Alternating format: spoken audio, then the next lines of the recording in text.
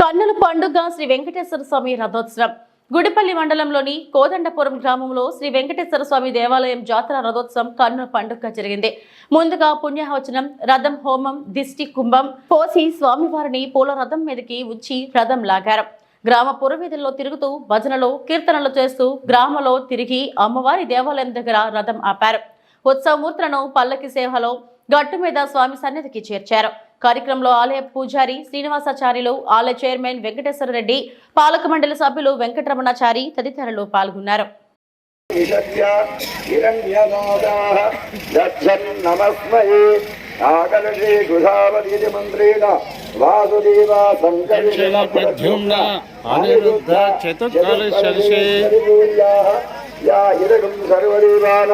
भगवान् वेदपारगाः भगवान् पुत्रः दीर्घमायु रवा पुनयातु।